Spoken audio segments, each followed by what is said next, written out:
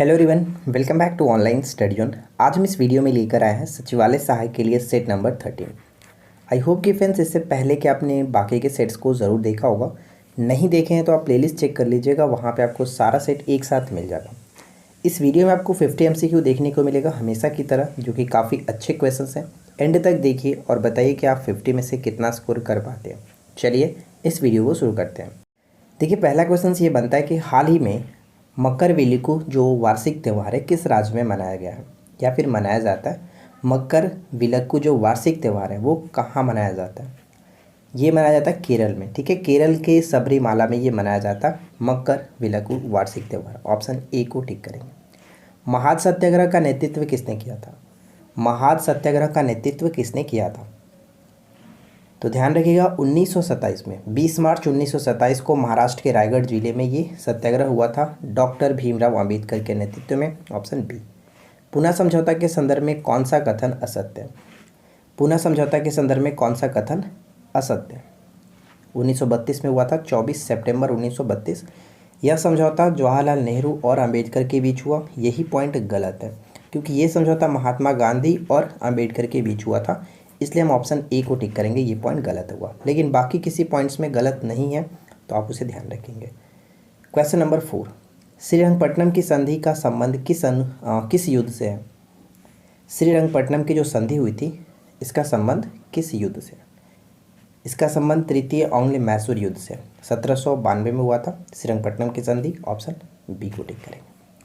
देखिए, question number 5 है कि अशोक को बौद्ध भिक्षु ने विशेष रूप से प्रभावित किया था। यानी अशोक को किस बौद्ध भिक्षु ने विशेष रूप से प्रभावित किया था?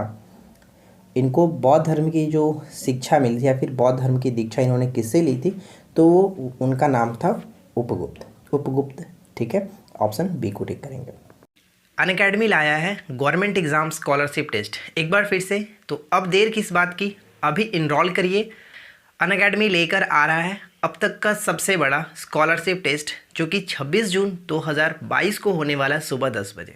तो जल्दी से इनरोल करिए और जानिए आप कितना तैयार है आने वाले एग्ज़ाम्स के लिए। और इतना ही नहीं, आप जीत सकते हैं ढेरों इनाम। अगर आप इस टेस्ट को इनरोल करना चाहते हैं तो इस वीडियो के नीचे डिस्क्रिप्शन में लिंक मिलेगा, आप उस लिंक पे क्लिक करिए और हमारे इस कोड को यूज़ कर सकते हैं OSJ10। और मैं आपको बता दूं कि अगर आप इस टेस्ट में पार्टिसिपेट करते हैं तो 1 से लेकर के 5 तक के जो भी रैंक होल्डर होंगे उनको काफ़ी अच्छा जो कि रिवॉर्ड भी मिलने वाला है। फर्स्ट रैंक स्टैंड करते हैं तो वहाँ पे आपको करीब 40,000 तक के एक लैपटॉप दिया जाएगा। इसी तरह से आप स्क्रीन पे देख सकते हैं, सेकेंड रैंक स्टैंड करते हैं तो करीब आपको 20,000 तक के मोबाइल फ़ोन्स की जो कि रिवॉर्ड है। और अगर आप थर्ड रैंक स्टैंड करते हैं तो वहाँ पे आपको एक एयरपोर्ट मिलेगा करीब 10,000 रुपये तक का। और फोर्थ और फिफ्थ रैंक के लिए अगर आप करते हैं तो वहाँ पे आपको गिफ्ट वाउचर देखने को मिलेगा, गिफ्ट वाउचर आपको मिलेगा। तो देर नहीं करना है, जल्दी से आप इनरोल करिए और हमारे इस कोड को यूज़ करिए जो कि इस वीडियो के डिस्क्रिप्शन में आपको लिंक मिलेगा। लिंक पे क्लिक करके आप इनरोल हो सकते हैं। ध्यान रखिएगा, इस टेस्ट की जो टाइमिंग है वो 26 जून 2022 को होने वाला है और आपका सुबह 10 बजे ये टेस्ट होने वाला है।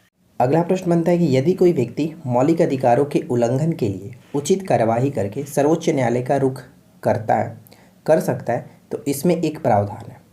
किसके अंतर्गत ये प्रावधान है? ऑप्शन बी को टिक करेंगे, संवैधानिक उपचार का अधिकार। ठीक है, संवैधानिक उपचार का अधिकार, ऑप्शन बी। किस स्तंभ में अशोक ने स्वयं को मगध का सम्राट बताया? अशोक ने स्वयं को मगध का सम्राट बताया। राइट आंसर ऑप्शन डी, भापरू जो स्तंभ है इसी में अशोक ने स्वयं को मगध का सम्राट बताया।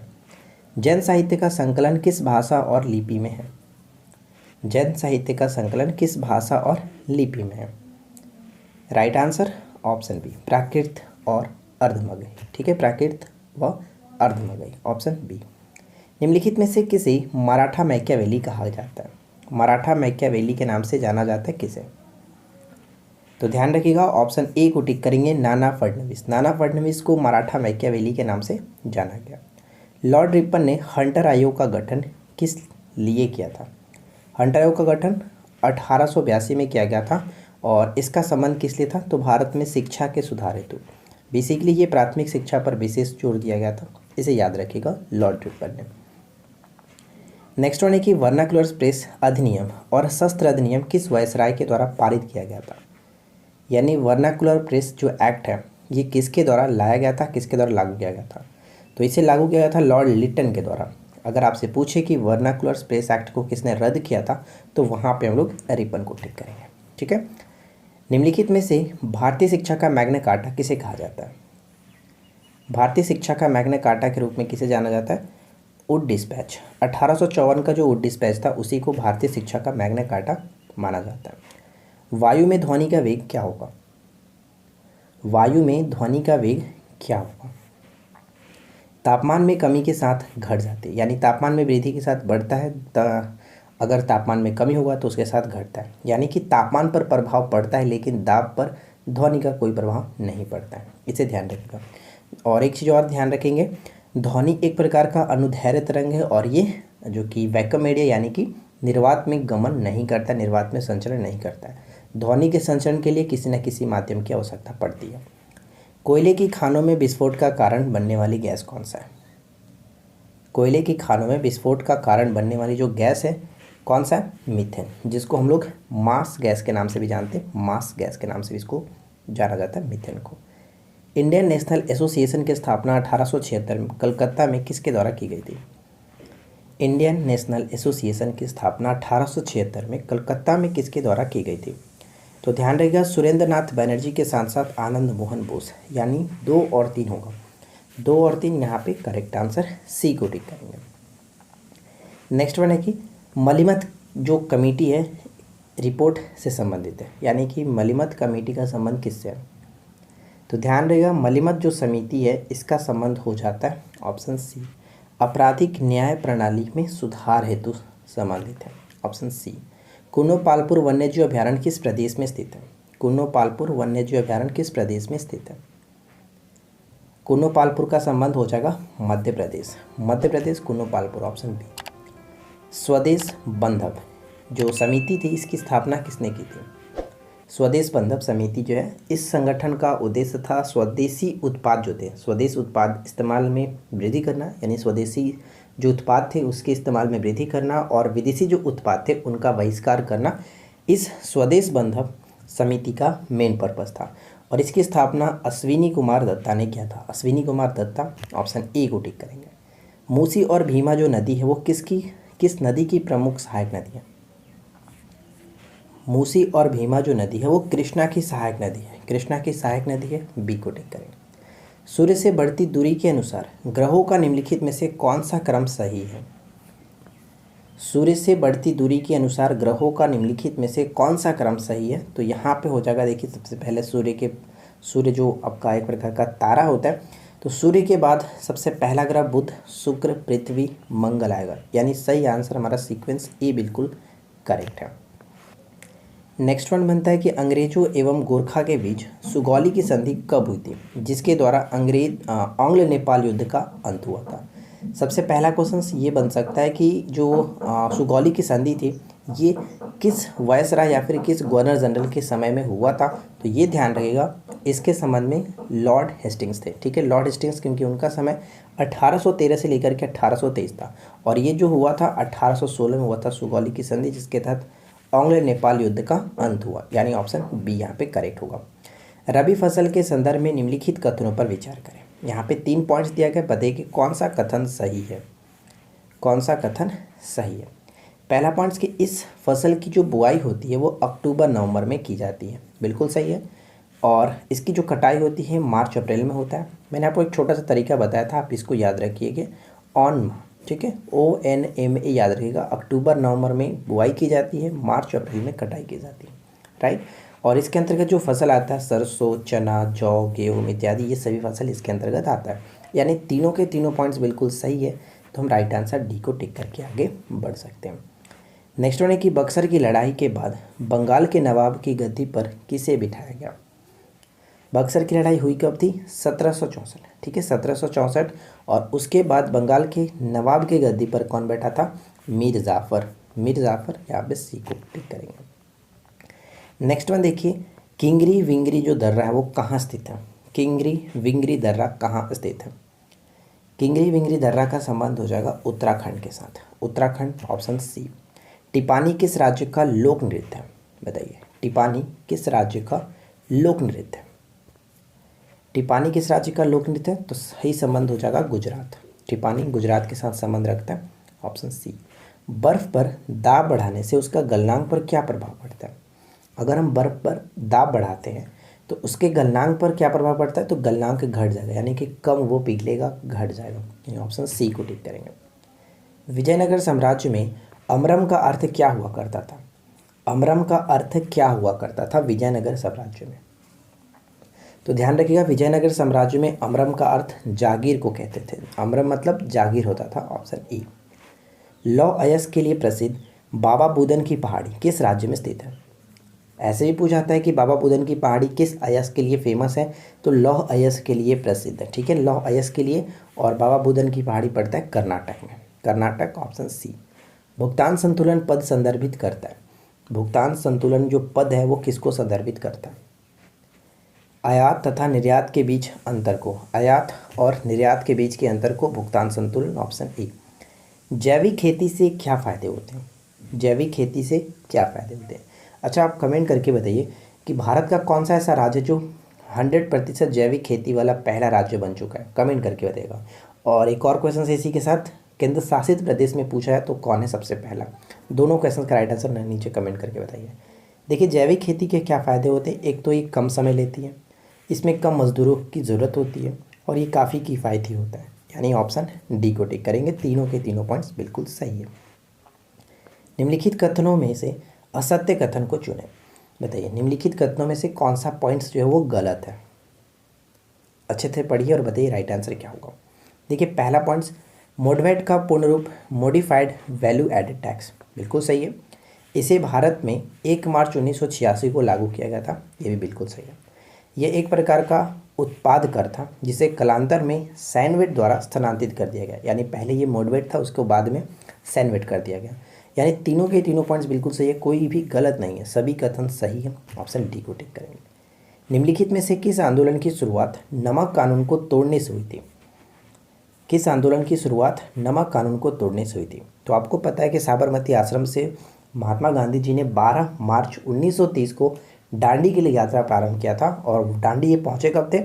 6 अप्रैल 1930 को, यानी लगभग 24 दिनों की यात्रा के बाद इन्होंने नमक को तोड़ा, और उसके साथ नमक बना करके कानून को तोड़ा, और ये सभी ने अवज्ञा आंदोलन, ठीक है, सभी ने अवज्ञा आंदोलन हुई थी, यानी ऑप्शन बी को टिक करेंगे। भारतीय पुरातत्व विभाग को स्थायी संस्था कब बनाया गया? भारतीय पुरातत्व विभाग को स्थायी संस्था कब बनाया गया? देखिए, 1861 में हुआ क्या था? 1861 में अलेक्जेंडर कनिंघम ने, जो कि भारतीय पुरातत्व विभाग को स्थापित किया था, लेकिन 1906 में इसको अस्थायी बनाया गया था। तो यहाँ पे हमारा सही आंसर क्या होगा? ऑप्शन सी को टिक करेंगे, ऑप्शन सी बिल्कुल सही होगा। स्वतंत्रता के समय भारतीय राष्ट्रीय कांग्रेस के अध्यक्ष कौन थे? स्वतंत्रता के समय भारतीय राष्ट्रीय कांग्रेस के अध्यक्ष कौन थे? J B. Kripalani, option B correct होगा। पारिस्थितिकी होती है, बताइए कि पारिस्थितिकी होती है, तो यहाँ पे राइट आंसर बन जाएगा पारिस्थितिकी, यहाँ पे करेक्ट होगा ऑप्शन डी। जीव तथा उनके पर्यावरण के बीच के संबंध के कारण जो होते हैं उनको मिलाकर के हम पारिस्थितिकी कह सकते हैं, ऑप्शन डी। अगला प्रश्न बनता है कि पीलिया एक ऐसी बीमारी है जो हमारे शरीर में किसको प्रभावित करती है? पीलिया से प्रभावित जो अंग होता है वो है यकृत, ऑप्शन डी। यकृत हमारे शरीर की सबसे बड़ी ग्रंथि भी होता है, ये भी ध्यान रखेंगे। निम्न में से किसका उपयोग पॉलीथीन के संश्लेषण में किया जाता है? पॉलीथीन के संश्लेषण में किया जाता है किसका प्रयोग? तो यहाँ पे राइट आंसर हो जाएगा इथिलीन, ऑप्शन बी को टिक करेंगे, ठीक है, इथिलीन करेक्ट आंसर है। सूर्य में गर्मी और प्रकाश किस प्रक्रिया के द्वारा उत्पन्न होता है? सूर्य में गर्मी और प्रकाश किस प्रक्रिया द्वारा उत्पन्न होता है? तो ये है आपका नाभिकीय विक्रिया, नाभिकीय संलयन अभिक्रिया होता है, यानी ऑप्शन बी करेक्ट होगा, नाभिकीय संलयन अभिक्रिया, बी को टिक करेंगे। नेक्स्ट वन कि निम्नलिखित धातुओं में से फ्लैश बल्ब का तार कौन सी धातु का बना होता है? फ्लैश बल्ब का जो तार होता है वो कौन सी धातु का बना होता है? यहाँ पे राइट आंसर क्या बनेगा? मैग्नीशियम, ठीक है, मैग्नीशियम बिल्कुल सही आंसर है, option A magnesium. Next one, गोताखोरों द्वारा गहरे समुद्र में सांस लेने के लिए ऑक्सीजन के साथ किस गैस को मिश्रित किया जाता है? बहुत इंपॉर्टेंट क्वेश्चन है। गोताखोरों द्वारा गहरे समुद्र में सांस लेने के लिए जो उनके पीठ पर सिलेंडर लगा होता है, उस सिलेंडर में ऑक्सीजन के साथ किस गैस को मिश्रित किया जाता है, तो वो आपका हीलियम है। ठीक है, हीलियम यहाँ पे राइट आंसर बनेगा, ऑप्शन ए। नेक्स्ट वन है कि परमाणु बम का सिद्धांत आधारित है। परमाणु बम की खोज ऑटो हॉर्न ने किया था और ये किस सिद्धांत पर आधारित है, तो ध्यान रखिएगा परमाणु जो बम होता है वो नाभिकीय विखंडन पर आधारित होता है, नाभिकीय विखंडन पर आधारित होता है, जबकि हाइड्रोजन बम नाभिकीय संलयन पर आधारित होता है। तो यहाँ पे राइट आंसर हम बी को टिक करेंगे, ध्यान रखेंगे। पेरिस्कोप किस सिद्धांत पर कार्य करता है, पेरिस्कोप किस सिद्धांत पर कार्य करता है, राइट आंसर बी, पेरिस्कोप परावर्तन के सिद्धांत पर कार्य करता है, बी को टिक करेंगे। विद्युत आवेश की इकाई क्या होती है, तो ध्यान रखना है विद्युत आवेश की जो इकाई होता है वो कूलाम होता है। ठीक है, कूलाम यहाँ पे करेक्ट होगा, विद्युत आवेश की इकाई कूलाम। प्रकाश पुंज के अणुओं द्वारा विक्षेपण होने पर प्रकाश के तरंगदैर्घ्य में परिवर्तन को कौन सा प्रभाव कहते हैं, कौन सा प्रभाव कहते हैं, इसे रमन इफेक्ट कहा जाता है। चलिए आगे बढ़ते हैं। नेक्स्ट क्वेश्चन बनता है कि बर्फ पर स्केटिंग से पता चलता है कि दाब में वृद्धि से बर्फ का पिघलना क्या होगा। ये क्वेश्चन हम लोगों ने ऊपर भी देखा था, थोड़ा सा अलग तरीके से था कि दाब बढ़ाने से बर्फ का गलना घट जाता है, यानी कि बर्फ का पिघलना कम होगा, घटता है, यानी ऑप्शन ए को टिक करेंगे। नेक्स्ट क्वेश्चन है कि जोरांडा जो जलप्रपात है किस राज्य में स्थित है, जोरांडा जलप्रपात किस राज्य में स्थित है, तो ध्यान रखेंगे जोरांडा जलप्रपात पड़ता है उड़ीसा में, right answer option B Orissa.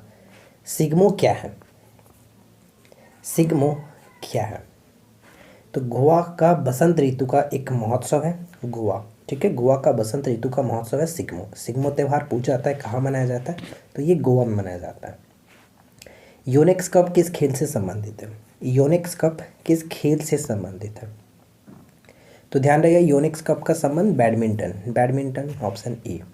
Bharat का जो प्रथम स्टॉक एक्सचेंज है किस वर्ष स्थापित हुआ था, और ये भारत का नहीं पूरे एशिया का सबसे पुराना स्टॉक एक्सचेंज था, जो कि 1875 में। ठीक है, 1875 में बॉम्बे स्टॉक एक्सचेंज के नाम से इसको स्थापित किया गया था 1875 में।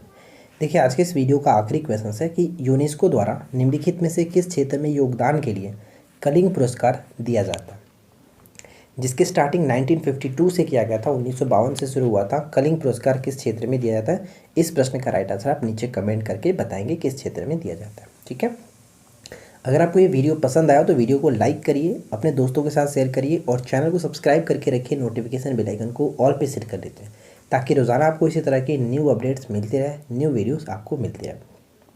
तो हम मिलते हैं आपके साथ किसी और वीडियो में नेक्स्ट टॉपिक के साथ। Thanks for watching, keep learning, have a good day.